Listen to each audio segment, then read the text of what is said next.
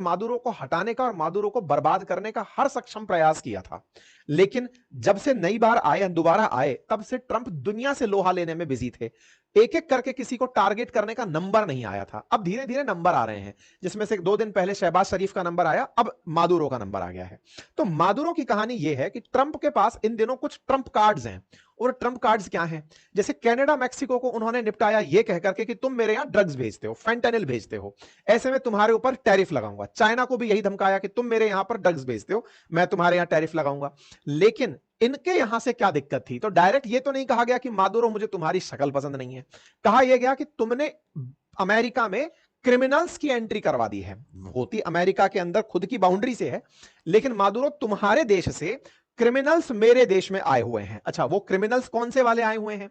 तो कुछ ऐसे पर्टिकुलर ग्रुप हैं, जैसे ट्रेन डे अरागुआ करके एक ग्रुप है, जिसको फॉरेन टेररिस्ट ऑर्गेनाइजेशन के नाम से जाना जाता है। ये वेनेजुएला का काफी बड़ा ग्रुप है जो आतंकियों की तरह ट्रीट किया जाता है। यहां पर गैंग वॉर चलती है। वेनेजुएला के फिलहाल हालात ऐसे हैं कि औसतन यहां ऐसे बताया जाता है कि यहां कितने मिनट में एक हत्या होती है। तो नंबर्स हैं, मतलब ये अपने सालों को ऐसे गिनाते हैं कि पिछले साल हर 21 मिनट में एक हत्या होती थी, इस बार हमने बढ़ा करके उसको 25 मिनट कर दिया है। पहले 15 मिनट में एक मर्डर होता था, अब हमने उसको बढ़ाकर 16 मिनट कर दिया है। इनके यहाँ ऐसे पैमाने शायद डिस्कस होते हो।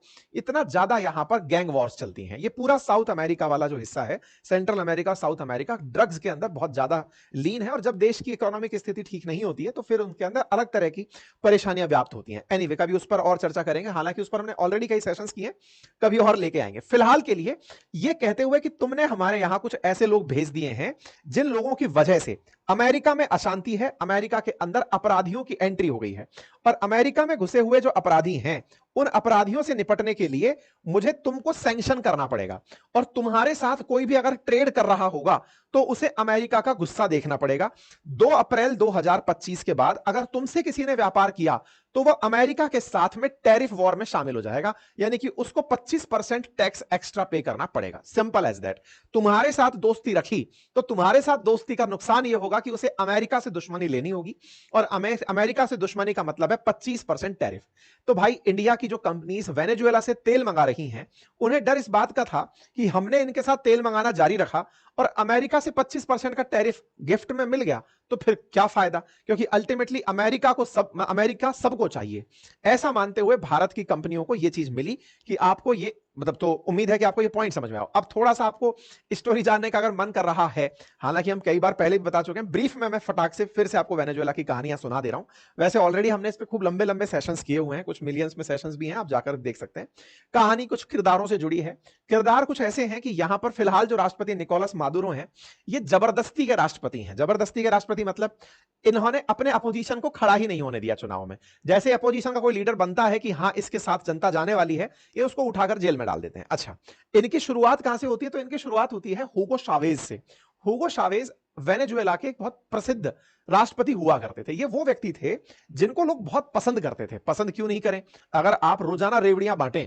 वेनेजुएला एक समय पर काफी सक्षम देश था, बढ़िया तेल पैदा करता था, बढ़िया एक्सपोर्ट करता था, सब कुछ सही था। ह्यूगो शावेज आए और उन्होंने जनता को पसंद आने वाली नीतियां चला दी। जनता को पसंद आने वाली नीतियां क्या? कि आप मस्त रहिए, हम तेल खूब है हमारे पास में, हमारी इन तेल से पैदा होने वाले धन से आप सबको खूब सारी चीजें फ्री में मिलेंगी, काम करने की क्या जरूरत है, सरकार ही तेल निकालेगी, सरकार ही तेल बेचेगी, आप लोगों को सब कुछ मुफ्त में मिलता रहेगा। लोगों को मुफ्त की इस तरह की आदत डाली कि लोग इस सोशलिस्ट अवधारणा के तहत कमाना बंद कर दिए। इससे क्या हुआ कि इनकी कमाई घटने लगी। लोगों के अंदर जब काम करने की प्रेरणा ही नहीं बचेगी, घर में बिठा के अगर किसी को खिलाओगे, संघर्ष की नीति अगर उसमें नहीं रहेगी, तो ओवरऑल उसके दुष्परिणाम होते हैं। ये कट शॉर्ट करके मैं आपको कहानी सुना रहा हूं। हुआ ये कि इस दौर के चलते शावेज तो खूब पसंदीदा यहां के राष्ट्रपति रहे।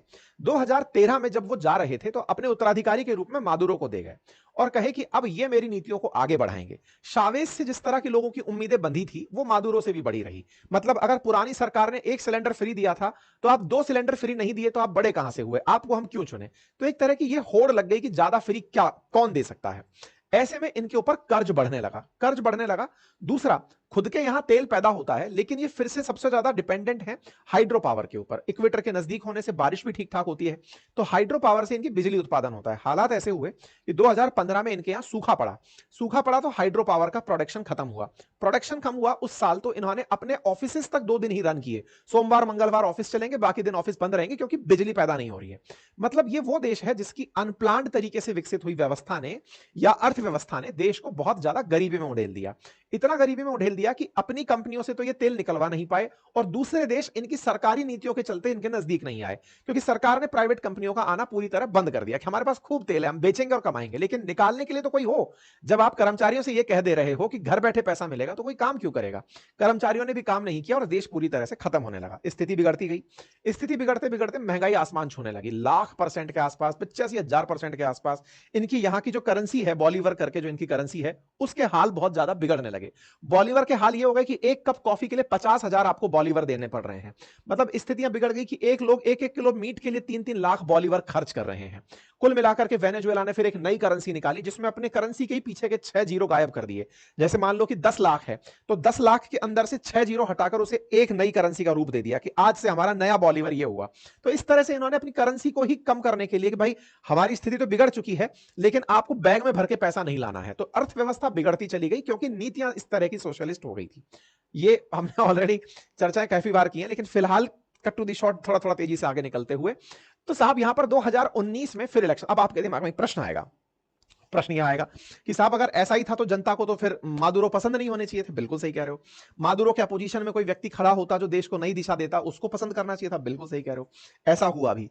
वेनेजुएला के अंदर जुआन गाइडो नाम के एक व्यक्ति खड़े हुए, जिन्होंने यह कहा कि मादुरो जो है, उनकी नीतियों के चलते वेनेजुएला बर्बाद हो गया है। मैं अगर सत्ता में चुनाव जीतकर आता हूं, मैं वेनेजुएला को ठीक कर दूंगा, बस मुझे रिलेशन से तो ठीक रखने हैं।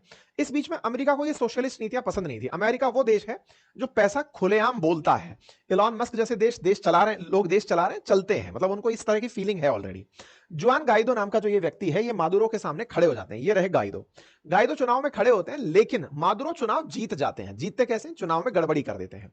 गाइडो कहते हैं कि साहब चुनाव में गड़बड़ी हुई है, जनता ने चुना मुझे ही था, लेकिन ऑन पेपर तो जीत करके भाई साहब ये व्यक्ति निकल कर आया। तो ऐसे में हुआ ये कि गाइडो ने खुद को प्रेसिडेंट डिक्लेयर कर दिया कि मैं ही प्रेसिडेंट हूं, और दुनिया वाले मुझे प्रेसिडेंट माने, क्योंकि सामने वाले ने, क्योंकि वो सत्तारूढ़ दल में मतलब उस समय सरकार के अंदर प्रेसिडेंट जो बैठा हुआ मादुरो है, वो मादुरो ने ही पूरे गाइडो के खिलाफ जितने लोग थे उनको खरीद खराद के पूरी तरह सरकार को बिगाड़ दिया। लेकिन गाइडो पूरा स्ट्रिक्टली खड़े रहे कि मैं ही राष्ट्रपति हूं। ये दौर था 2019 के आसपास का। उस समय अमेरिका में ट्रंप हुआ करते थे। ट्रंप ने गाइडो को राष्ट्रपति डिक्लेयर कर दिया। इंटरेस्टिंग बात है, वर्ष 2019 की ये ट्रंप का उस समय का ट्वीट है, जिस समय वो ये कहते हैं कि भाई मुझे पता है कि मादुरो गलत तरीके से राष्ट्रपति बने हैं, मैं गाइडो को राष्ट्रपति मानता हूं। इन्होंने गाइडो को बिना जीते व्यक्ति को राष्ट्रपति डिक्लेयर कर दिया। अमेरिका किसी को राष्ट्रपति मान रहा है, इसका मतलब आप समझ रहे हैं कि मादुरो के वो खिलाफ है, गाइडो के वो समर्थन में है। कोई बात नहीं साहब।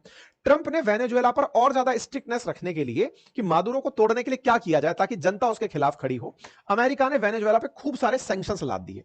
स्थितियां बिगड़ने लगी। मादुरो इनके खिलाफ पुराने वाले सेशंस में बिगड़ गए, और तत्काल प्रभाव से अमेरिकियों को आदेश दिया कि 72 घंटे के अंदर अमेरिका छोड़ के निकल जाओ, नहीं तो दिक्कत खड़ी कर दूंगा। भाई साहब अमेरिकी वहां से छोड़कर भाग लिए।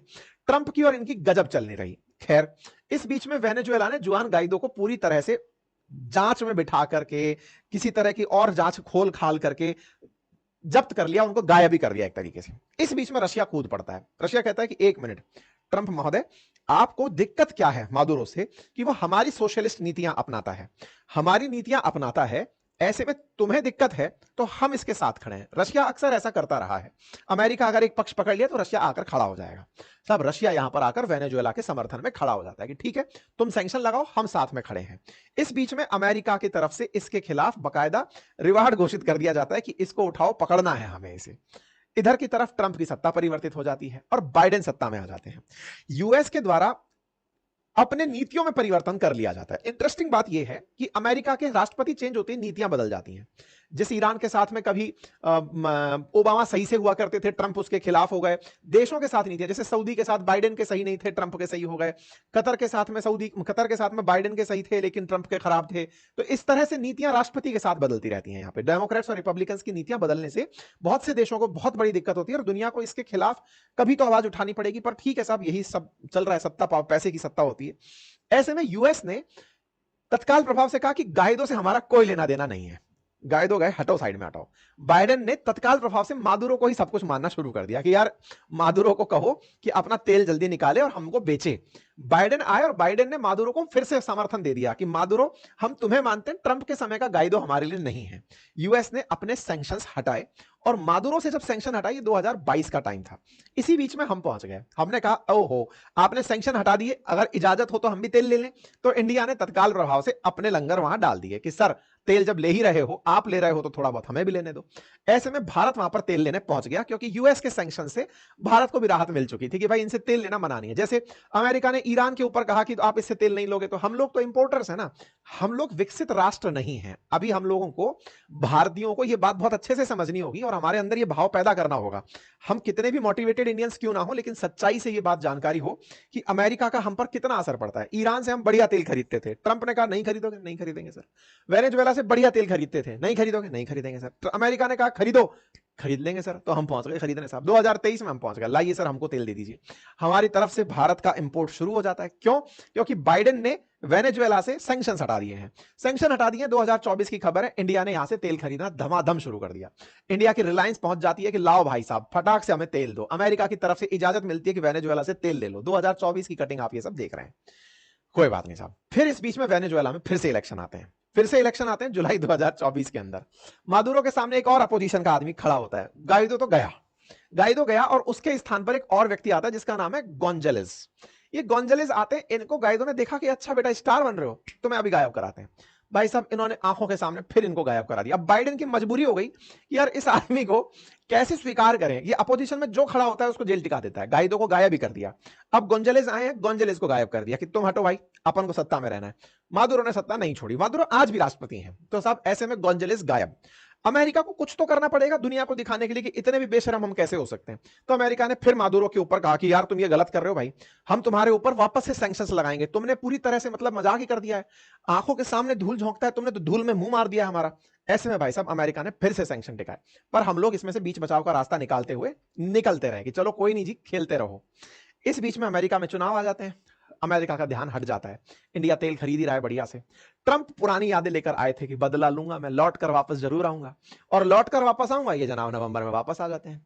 नवंबर से लेकर के मार्च तक तो ये बिजी थे दुनिया के साथ खेलने में। अब इनको अपने पुराने दुश्मन याद आ रहे हैं कि अच्छा बेटा, इमरान खान तो अपने मित्र थे, वो तो बढ़िया आदमी था यार अपने लिए। मादुरो बढ़िया आदमी था, वो मादुरो बेकार था, गाइदो सही था। लो लो लो वापस पकड़ो इन सबको, मैं वापस आ गया हूं। तो अमेरिका ने दुनिया को कठपुतली बना के रखा हुआ है। कुल मिलाकर बात ये है। ये भाई सब फिर आते हैं, इनको याद आता है कि ओहो, ऐसे में चलो भाई इनको बंद करो, इनके साथ सारा सिस्टम। फरवरी के अंदर इन्होंने मना कर दिया कि यूएस तेल नहीं खरीदेगा वेनेजुएला तुमसे। तो ये लो जी, वेनेजुएला की कमाई रुक गई क्योंकि यहां पर बैठे हुए मादुरो हैं। साथ में इनको पनिशमेंट देने के लिए क्या बहाना बनाए, क्योंकि बहाना 1000 तरीके के बहाने होते हैं। जैसे किसी ने कुछ गलत कर दिया तो पनिशमेंट के कई बहाने, की इस बात पे डांट देंगे।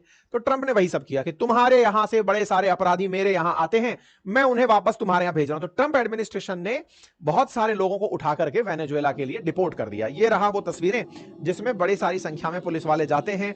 वेनेजुएला से आए हुए अमेरिका के अंदर जो लोग हैं उनमें से कुछ अपराधी भी बताए गए, उन्हें उठा करके यहां से डिपोर्ट कर देते हैं। और इस डिपोर्टेशन में ही ये बात बताई जाती है कि हमने इन लोगों को निकालकर अल सल्वाडोर भेजा है। और अल सल्वाडोर के जो नायब बुकेले हैं वो बढ़िया लीडर हैं, क्योंकि उसने क्रिप्टो को अपने यहाँ की करेंसी माना हुआ है, डॉलर को अपने यहाँ की करेंसी माना हुआ है। तो नायब बुकेले बहुत बढ़िया हैं, वो उन जेलों में वेनेजुएला के इन अपराधियों को जगह देंगे, उनके साथ जो करेंगे वो हैंडल करें।